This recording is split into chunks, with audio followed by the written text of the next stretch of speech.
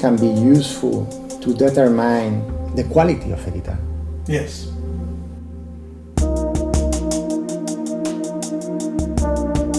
So what I measure at that point is exactly what's happening at that point. The next step after this is to take and plot a grid on this soundboard, and then we can make a 3D mesh and see how everything moves.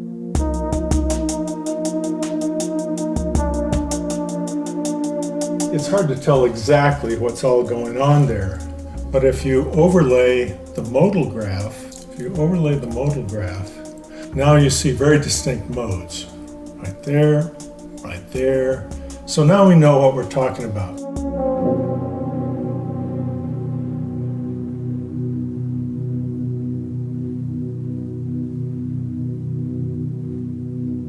If every guitar maker has this option, they can compare their guitars, choose the one sounds better, analyze it, and have kind of scientific or objective way of thinking why this guitar is better than the others. Correct.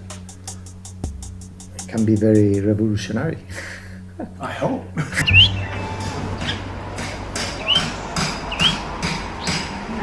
The machine that can do all that, automate it, you put your soundboard or even your guitar on there, and it will go around and measure it, and then it will paint a picture for you, and you can see what it looks like.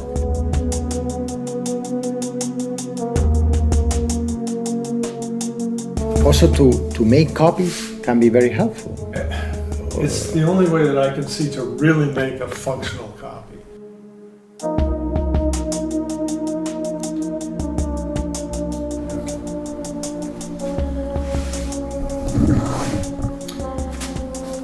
My name is Michael Cohn. I've been building classical guitars since 1968.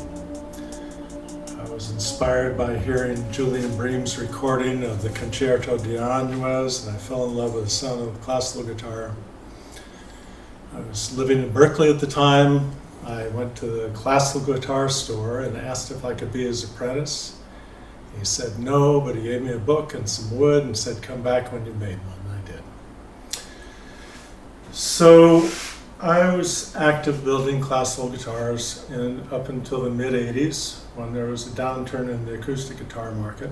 I went back to school, studied computer science, and spent the next 15 years in the computer industry, software industry. And then I came back to guitars with the knowledge of what could be done with software, hardware, to analyze some of the problems that I'd run into building classical guitars. Specifically, the other day we were talking about what do you do about wolf notes and how guitar makers have adapted their style to accommodate clients who are really concerned about wolf notes. You have to change the way the guitar is built most of the time, which changes the sound.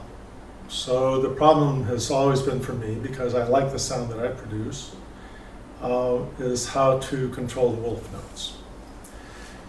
And in the early 2000s, I built, I think it was probably 2006, I built a second classical guitar for Philip DeFremery, and it had a wolf note. So I felt compelled to solve this problem. Started studying acoustics and developed a system where I could reliably and consistently measure the way guitars vibrate. And the system that we're looking at here is the early version of that. And it's set up with a microphone. This is a shaker, and there's an impedance head that has a force gauge and an accelerometer. The force gauge and accelerometer produce what's called a modal test, and the force gauge and the microphone produce what's called a frequency response plot. The frequency response plot looks a lot like what people are probably familiar with when you tap the guitar with something like this. And it produces a sound. Get this out of the way.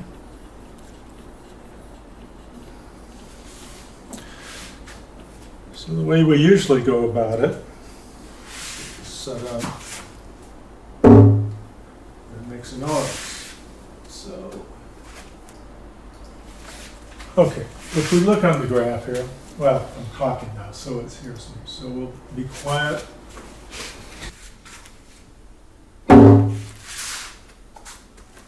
So this graph, this is our main top resonance. This is our air resonance. Then you start getting into the upper modes. The only problem with this graph is it's really hard to figure out what's going on. So, what we do is we compare force that's generated against the amplitude of the microphone. So in this instance, we will activate this, clear our data, and then this. Oh, and this, I need to write this down. So now we're going to be using the force gauge.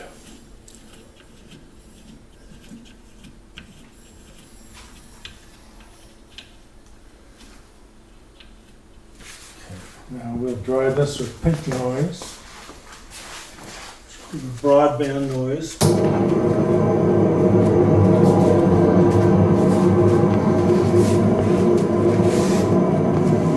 And the green shows us our frequency response button. It can also hear our voice.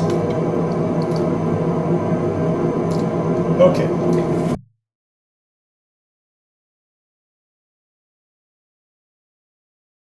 Well, we have a lot of little resonances here. It's hard to, well, it's hard to tell exactly what's all going on there.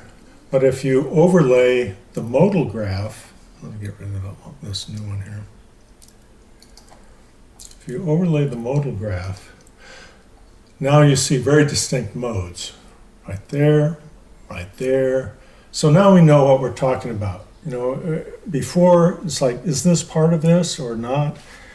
Okay, now we have distinct, the frequencies in the modal graph are not exactly the same at times, but it gets us in the ballpark.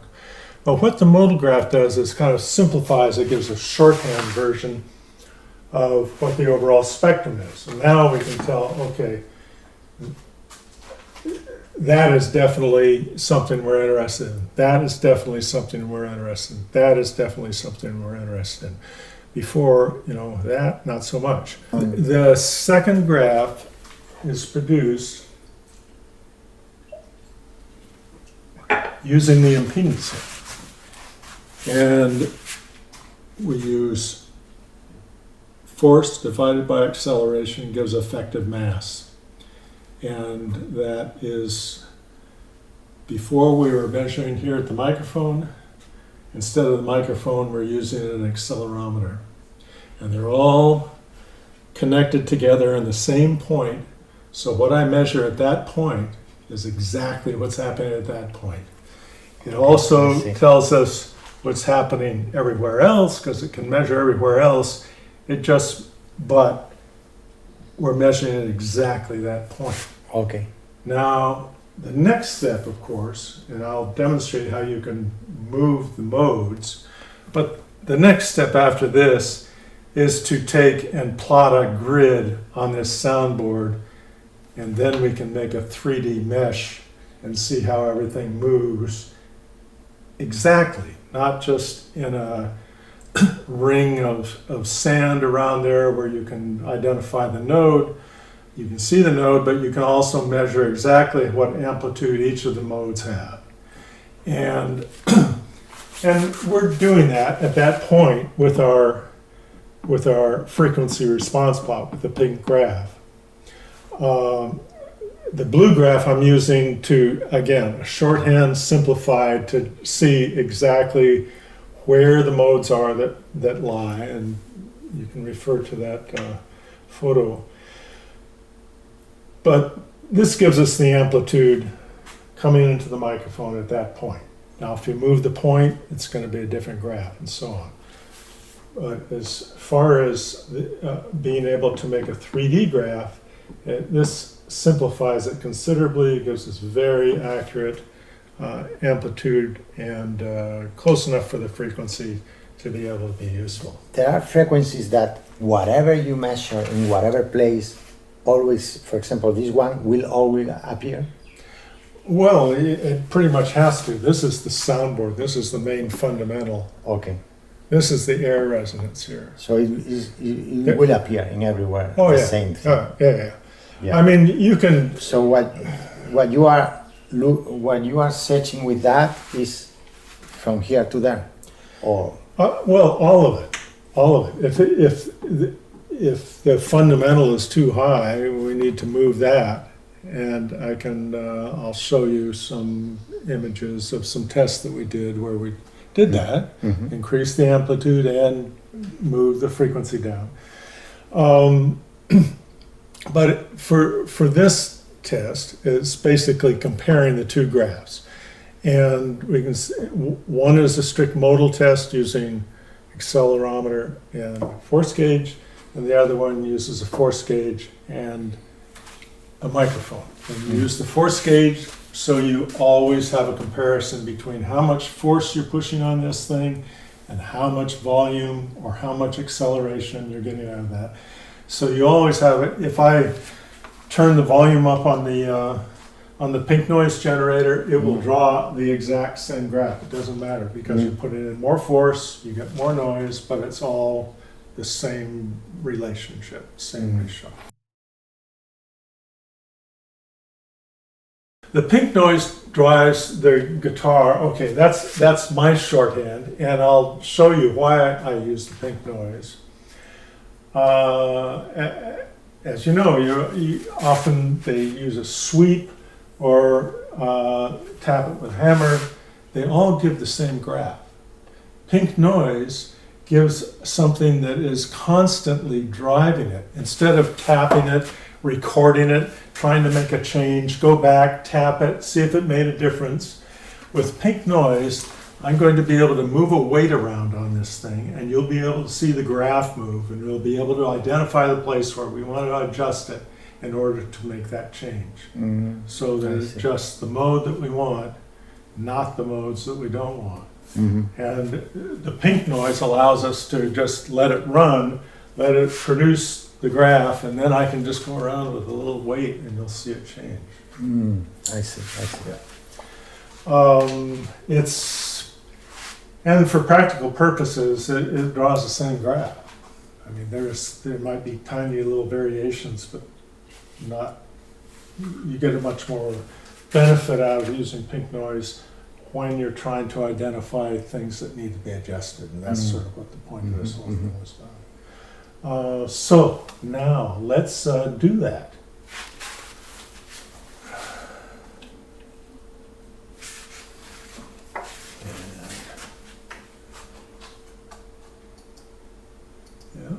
Okay. So.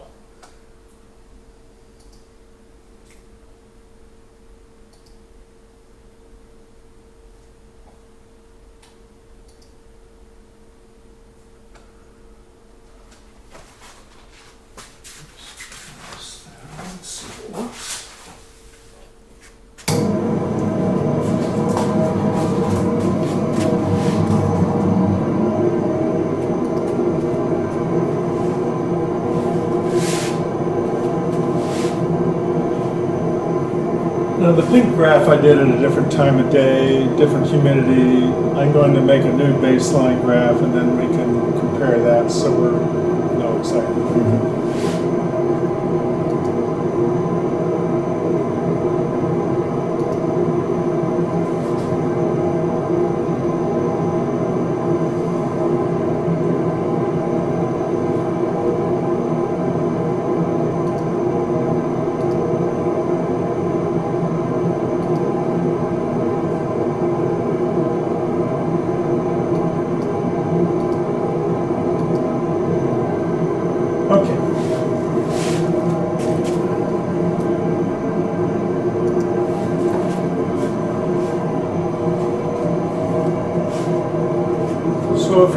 about adjusting things in the mid-range, it takes very little weight. This is 2 grams. This is beeswax. We use beeswax because it can conduct acoustic signal through to the sensors. It can also help stick this on. So let's just, my talking is going to change that. So I'm going to not talk in this one.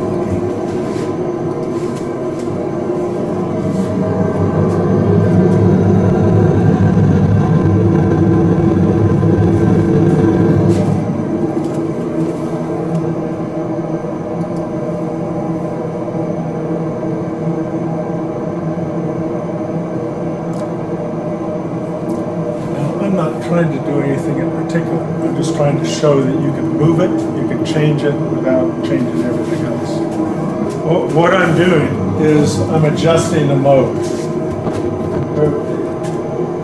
This little change happens to move this mode here, but it's not making a change in that mode. It's not making a big change. Well, this is all my voice here.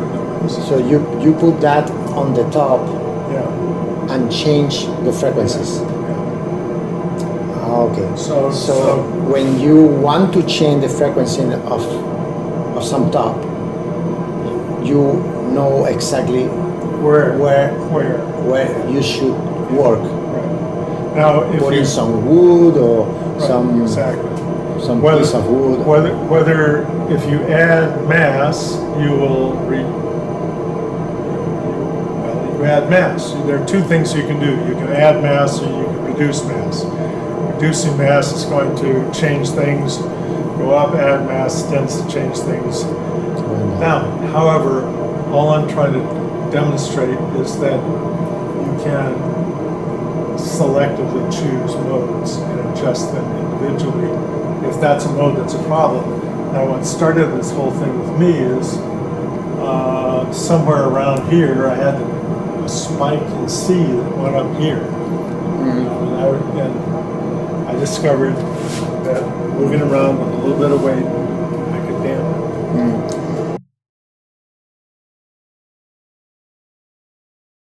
it. Well, this isn't a good example, this guitar, because you don't see any wolf notes.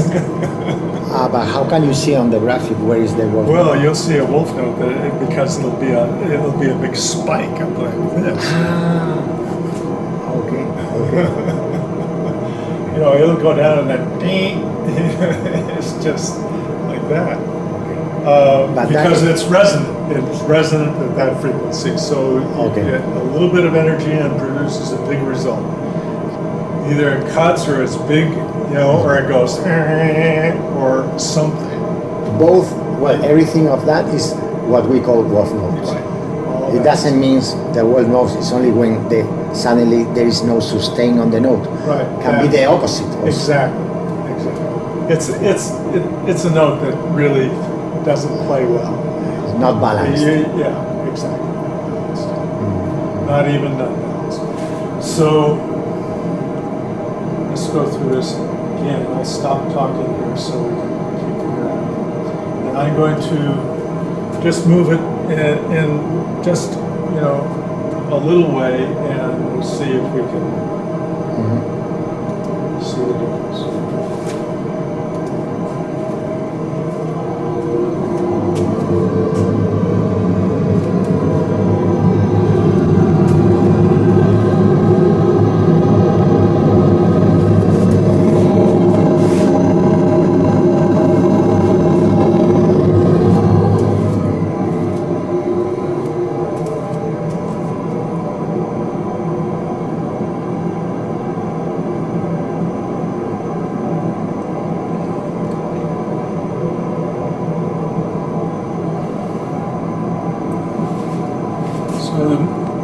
Big change in here. Yeah. Point being,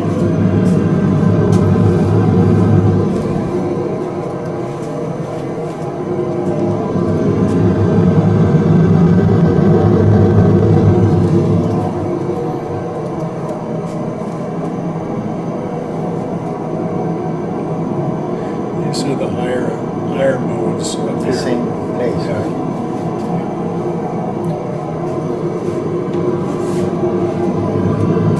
And you can hear the difference.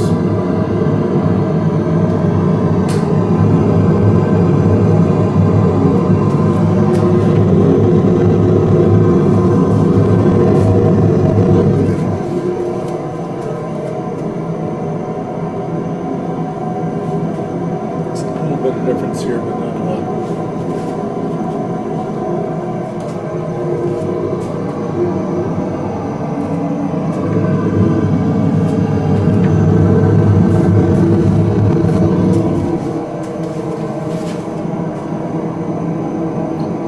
Here we drop the frequency, we increase the amplitude by 6 dB, then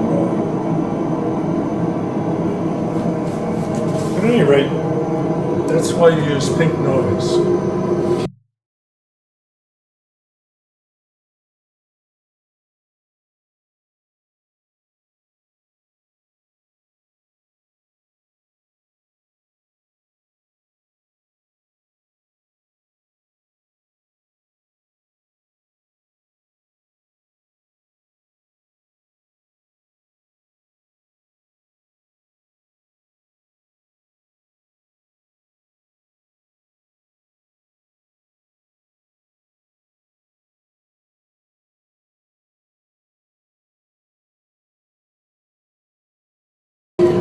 I wonder, Michael, for example,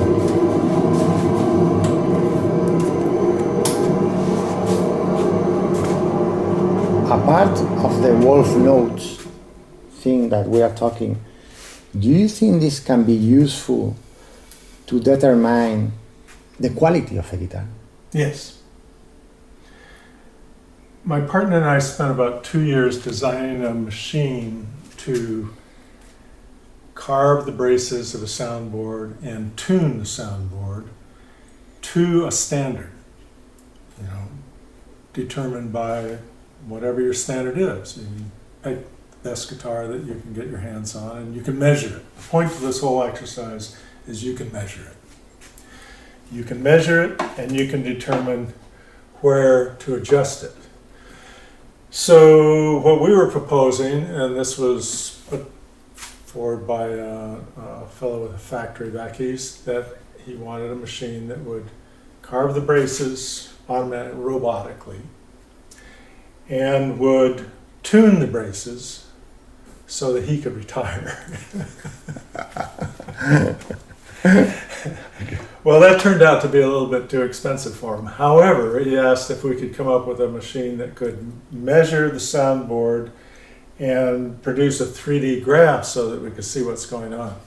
And I'll show you the result of some of those experiments here. Now, this is a soundboard, bare soundboard, before doing our adjustment and after doing our adjustments. You can see there's a lot more amplitude on this one, and it's in a bigger area. What's the meaning of the colors? The colors show amplitude. So, you know, the blue, it's not moving very much, and you get red, and that's the maximum movement. So after the adjustment, there is more amplitude. Yes. Areas. Right, Yeah. exactly. And then we also have a graph. So there's not only more amplitude here, there's 3 or 4 dB amplitude. We've also lowered the pitch slightly, but we haven't really changed much of anything over here. Just there. That's all we were focusing on. Well, that's because when you have a picture and you can see what you're doing, it's way more accurate than me moving this piece of weight around. When I started this up, I went,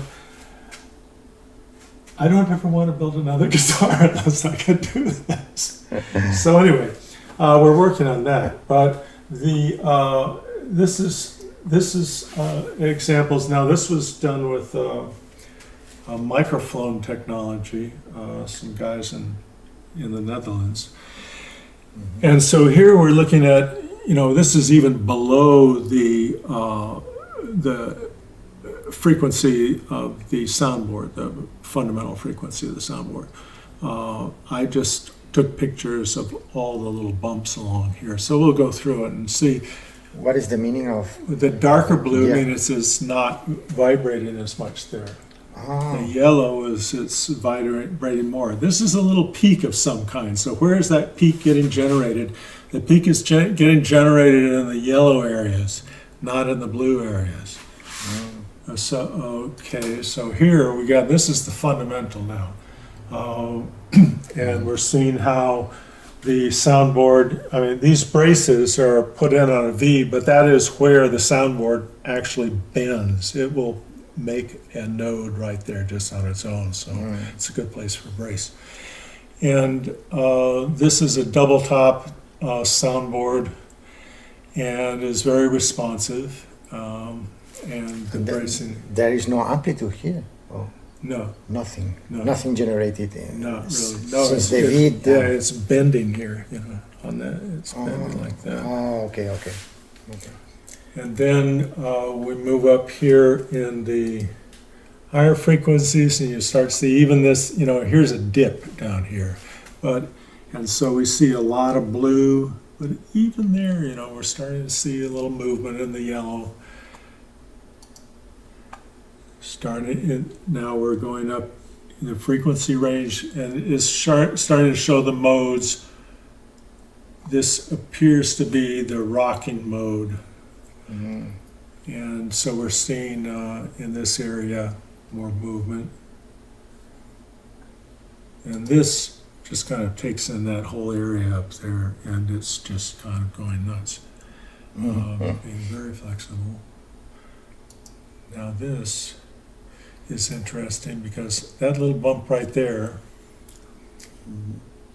is just being produced right there. Okay. And then the last, this is the higher frequencies, and then we can see how they appear.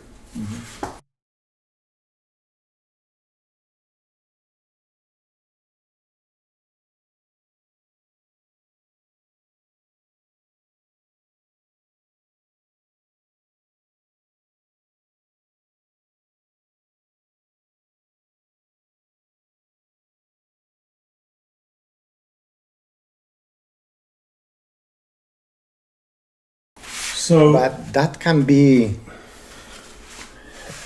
I mean, if every guitar maker has this option, they can compare their guitars, choose the one sounds better, analyze it, and have kind of scientific or objective way of thinking why this guitar is better than the others. correct. It can be very revolutionary. I hope. Well, it's a tool that we, up until now, we haven't had the ability to have. And Luthery isn't computer science, so there isn't billions of dollars being put into it. So these tools take a long time to develop. However, we've gotten to the point that we think that it could be affordable, and whereas the robot that tunes the thing is probably not. That might be a good machine for an automobile industry or something like that. But just with the setup that you have here, you can get all that information. Is very difficult to get this setup for guitar makers. Well, it wasn't easy for me, and that was primarily because I had to learn how to do it. Yeah. And it isn't, it isn't obvious. Yeah. However, what I am working on now is the machine that can do all that, automated. You put your soundboard or even your guitar on there, and it will go around and measure it, and then it will paint a picture for you, and you can see what it looks like. And then you can go from there and compare it to the example that you have. If I had a 1934 Santos Hernandez, I would measure that with this machine, and then I would try and well, I would have a much better chance of making it work like this, you know, physically. Mhm. You know. Also, to make copies can be very helpful. It's the only way that I can see to really make a functional copy. Otherwise, you're just talking about, did you make your, you know, your decoration correct? You know, I mean, is it the same thickness? Well, they had a different piece of wood. Every piece of wood is a snowflake. If we can't measure their wood in some way, how do we know that our wood is similar? And even though it's the same thickness, like this is within 1/10 of a millimeter of the plan, you know, the whole thing, everything is Santos, except for the rosette. But everything else is exactly the same. But that doesn't mean it sounds exactly the same. It only means it's going to sound like it's in his family. If I want it to sound exactly the same, I have to be able to measure it exactly. And then I have a chance of being able to replicate it. Do you believe that with that kind of measures, you can copy the sound? Well, I believe that you can get a lot closer to copying the sound doing that than you can any other way. Mm-hmm. And if you can't, then you just didn't try hard enough. Okay. Well, like I said, I've been working on this project, and we got to a point where my engineering partner was busy with something else, and I, up to that time, had been making only soundboards. I just was making some soundboards to test. I chose the Santos Hernandez because Richard Brunet had done a very detailed drawing of it, the best drawing I have come across for a traditional guitar of an instrument that he owns. And he is very specific about his measurements in the top and the back, size, everything. So this is made as accurately as possible, which is what I wanted to do. Well, that and the fact that I had never had the opportunity to essentially take a master class from a master. You know, when I started out making guitars, we had to work from pictures, you know, for nothing. We didn't have examples. So this was, and I could go look at this guitar too. And when I get my machine going, I'm going to go measure it. So, assuming we're all alive and well. But for me, Santos Hernandez is one of the masters of the Spanish guitar. So he's, by definition, a good example of a traditional guitar. Plus, his guitars sound really good. So, you know, it's kind of a no-brainer. Okay.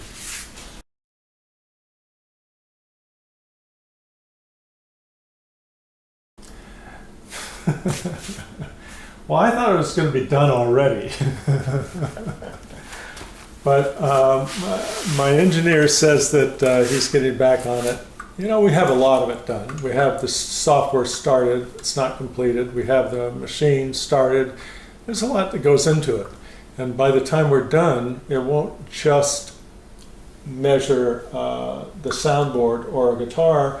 You'll also be able to do it, use inlay, carbon neck, do CNC work with it as well, because we've had to build a small CNC machine to make this work. So we're trying to use it for more than just this, because that would be kind of an expensive project. But if you can use it to cut fingerboard slots or mill neck or something like that, where you could use it on a multi-machine that also does sophisticated analysis, that's what our goal is. So, you know, we're more than 50% of the way there, but for starters, I want it, and that's what's been driving my process, because I wanted objective feedback, and I have enough experience making instruments and enough experience in the musical instrument world to know that that would be beneficial. You know, we've been flying by the seat of our pants very well, mind you, you know, for thousands of years and doing quite well, but it's difficult to make a living building guitars. And that means you, by hand, you have to build them smarter. If you go to a factory, they plan that 20% of the product that comes out of there is going to be substandard. And as an individual maker, that really doesn't work well. Yeah. So, you know, this is although it was prompted by a factory, this is really aimed at individual luthiers and to solve these problems that have been issues for so long. Now, in the guitar world, we're interested in pragmatic solutions. There's a lot of acoustics going on in the violin world, and they're doing a lot of very detailed work to analyze how violins work. And they're working with master instruments that are 300 years old and that sort of thing. And we haven't even started to mine that field. And you know, really the history of the classical guitar is being written as we speak. You know, we're not going back 300 years and saying this is what we're playing today. Whereas violins, if you can get your hands on it, you're all over it. So, you know, we're trying to build something that makes the classical guitar as good as you possibly can and still be able to, you know,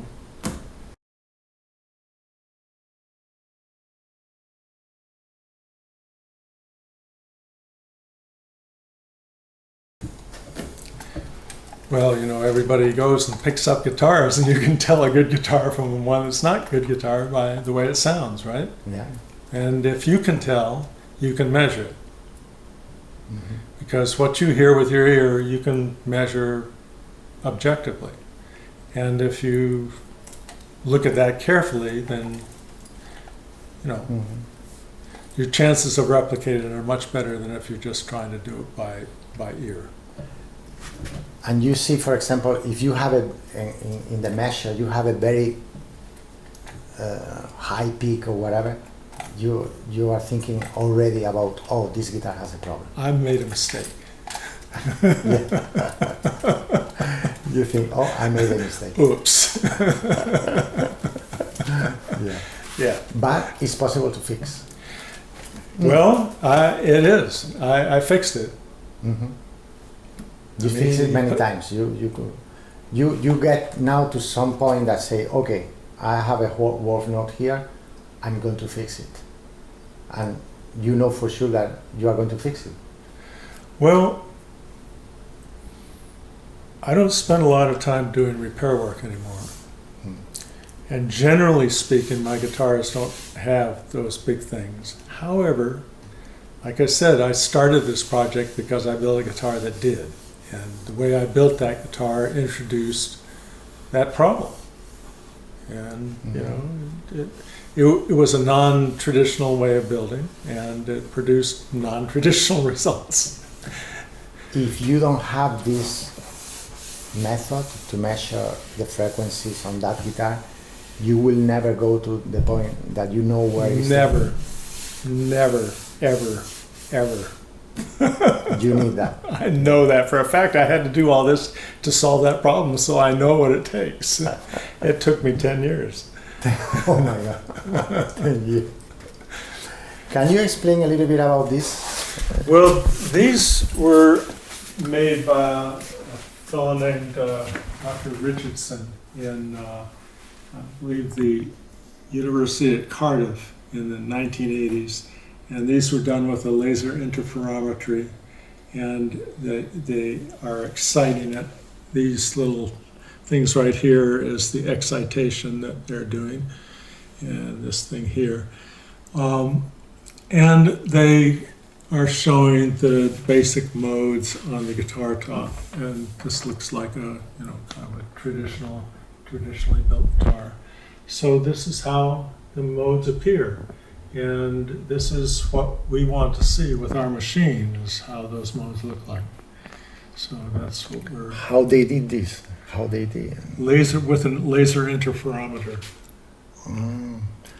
They're vibrating it with these little things. These things have little coils, they're little motors, and they are vibrating both here. And so once you're vibrating it, then you scan it with the laser, and it produces these patterns. Okay. And what I understand is the same guitar, right? Yeah. Wh- Higher frequency. How they change? Well, this is the air resonance, 103 hertz. Okay. This is the soundboard resonance, the I see. main resonance, that's 215 hertz. And this is the next resonance where it's rocking back and forth. This doesn't produce a lot of sound because you're basically canceling out. And you come over here, and then it's rocking this way. And this produces more sound because especially Friedrich introduced a bar underneath here to damp this mode back here and produce more movement in front. Was one of his adjustments. And then you come to this where it goes in threes, like that. And then we have 4, dot, dot, and dot, dot, or actually it's dot, it's more complex, but again, 1, 2, 3, 4, 5, 6, 7, 8. Well, this is 6 plus these 2, and then this is 8. And then the higher frequencies. And then you get these little things out here. These are quite detailed. It'll be challenging to produce those, but it's doable. I mean, on my website, we did a 3D graph, and we were getting good results. I don't think I have any examples on there of, I don't know of the high frequencies, but anyway, these lower frequencies, it shows how the soundboard moves. Okay. You know, and a lot of people have gone before me, and it's not, you know, obviously. And there's been lots of acoustic work. I would say that the little wrinkle in this is using pink noise to be able to identify moving things around and seeing things move in the graph, because up until then we were tapping it, we're capturing it, okay, there's a graph, now what do I do with it? Okay, if I do something, then I tap it again, I record again, okay, well, you know, here it's much more fluid. I can move it around, I can watch the graph move, I can see what it's going to do, I can add more weight or less weight, or, you know, when I finally determine the area that I want to work in, then I can actually go inside the guitar, do something, see where it's changed, but I know that the point that I'm adjusting is going to make the difference that I want. Because up until then, I'm underneath there trying to figure out when I pluck this note and this part of the guitar is vibrating, it's what's happening. Yeah, everybody's been through the same thing.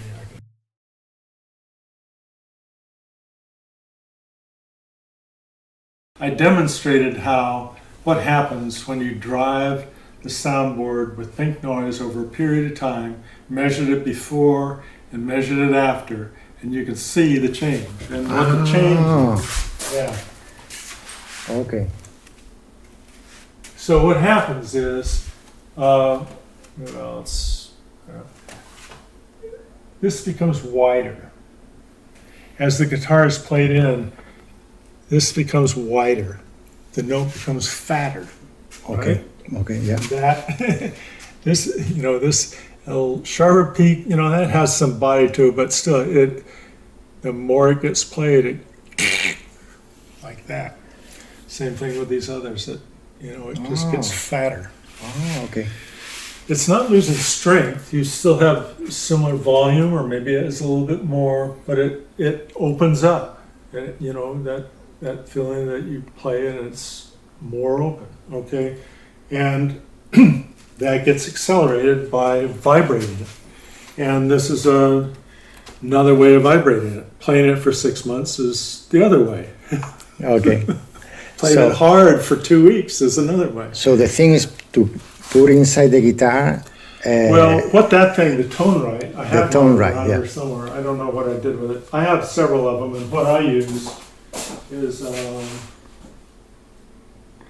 Actually, you can buy, in Amazon or whatever, this kind of. oh yeah, you can, yeah. Somewhere around here, I have. I don't know what I did with it. Oh, over here. Okay. What these are the tone right, and then there's another one called, I also have, I have them all. This one here. This one will play different tones. I think that's Dr. somebody. Anyway, the point is to measure, is to vibrate it over a period of time. And so what I use now is these are stereo little speakers. They're transducers that have a non-marring adhesive. It's not an adhesive, actually. It's little micro bubbles. And it will even stick to bare wood. And I can play that over music over a Bluetooth connection. And so what I do is I carefully, see, no more. You can put it down here and then play music through it for a couple of weeks, and it makes a big difference. It starts out sounding. By the time you're done, it's musical. Yeah. So this will produce the same effect like you are playing the guitar, because the guitar is vibrating. It's not exactly the same, because when you're playing it, you're putting force into the string. It's a different variation and everything else. However, this saves you a lot of effort. It starts to sound good. And before I ship this guitar off, I'll run it for a while, hang it up in the sun, and run it with these until it sounds, until it's opened up. How do you speak noise to open up the guitars? Well, the sound of the guitar. I don't know if I talked about it in the article, but I talked about it in the presentation, and I showed what happened. Oh, okay. And with the graph, I had a before and after. I don't know what happened to those graphs. They're in there somewhere.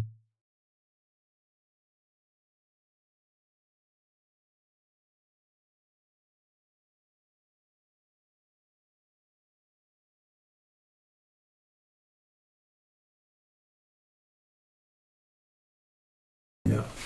Like I said, I gave that talk in 2008, and that was shipped after that. So okay. In order to vibrate it, it has to be connected to the soundboard in some way. So this guy, you hook this under the strings, and let it sit on the bridge. The tone right. It is a big rubber thing that has a couple of things that grab onto the strings, and in some way you have to connect to the soundboard. When I was doing my initial experiments, I just had I had a bridge on the guitar, and I have this little carbon rod. It's connected into that thing, and then it just sits there and vibrates it. Now I just use these things. Okay. Somehow you have to vibrate. It's noisy. My wife complains. So that's where when I started playing music through it instead of It's more pleasant. Okay. Yeah.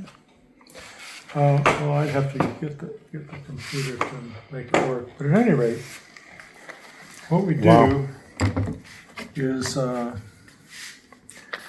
a piece of wood in here.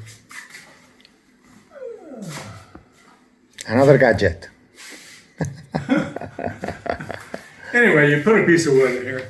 Okay. And then this little device here will send a pulse into the wood in the same way that we do testing in here. It's just a tap, tap, tap, tap, tap. Okay. And then you put a microphone in here, and you can measure the frequency response of the piece of wood, the end grain or across the grain, and you can measure the speed of sound. So the speed of sound tells you a lot of things. You want to have a high speed of sound. Okay. So you can measure that with a really simple device. Some guys even simpler. So this is kind of similar way, but to measure pieces. Yeah, to measure the actual wood before you start putting it into something and say, okay, do you make the grade or not? And I have some there that are really high. Some of them not so much, but Okay. but you can measure it, so then you know. Wow. Yeah, it took me a long time to figure out how to measure speed of sound. Then some guy on the internet showed me.